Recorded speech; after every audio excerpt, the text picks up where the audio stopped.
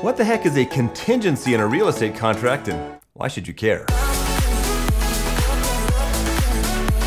My name's Trevor Jones with Jones Home Collective. My wife Leila and I are local real estate agents serving Simi, Moorpark, and the Conejo Valley.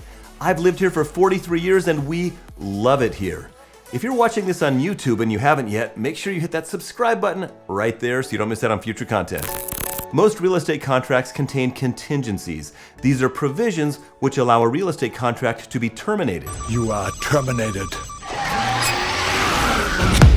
When a buyer makes an offer, she can include any contingencies she likes. For example, if she has a home to sell first, she could say, "I'd like to buy your home contingent on me being able to sell my home first." If she's unable to sell her home, she can terminate the contract to buy the next home. However, submitting an offer with that particular contingency isn't always a great idea. If you want to place an offer on a home and you've got a home to sell, you want to make sure your home is on the market and under contract waiting for escrow to close before you make an offer on that next house. To make your offer more appealing, that's especially true in a seller's market when you may be competing with multiple buyers for the same house. In California, there are generally three primary contingencies that you can expect in most purchase offers. The first one is the inspection contingency. This allows the buyer a set period of time to send in one or more professional inspectors to look at the house and find things that may not have been readily apparent to the buyer when they looked at the house themselves. If the buyer doesn't like something the inspector found, the buyer can legally back out of the contract within the inspection contingency timeframe, or the buyer can negotiate with the seller to have the issue in question repaired or replaced. In California, the default inspection contingency timeframe is 17 days, but you can shorten that time period or completely remove the inspection contingency to make your offer more appealing in a competitive market. However, when you waive that contingency, you're assuming more risk yourself. The second contingency is the appraisal contingency.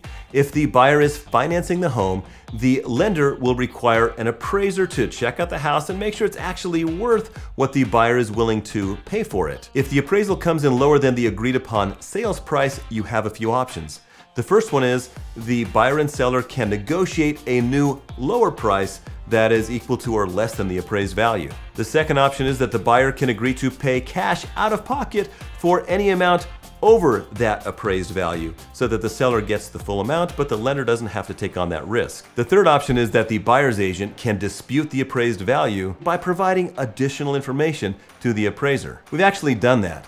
Last year, the appraisal for a home we were selling came in $50,000 under the agreed upon sales price, but we knew the market very well and we knew that that appraisal was wrong. So we obtained additional information with the help of our awesome title rep, Dory Mittner from Chicago Title, and we were able to get that appraisal up $50,000 so it sold for that agreed upon sales price. Swoosh! And that's the game! That's one reason you always want to use a local real estate expert. The default appraisal contingency time period in California is 17 days. However, a buyer can assume the risk and eliminate the appraisal contingency, or at least shorten it to make their offer more appealing on a particularly desirable house.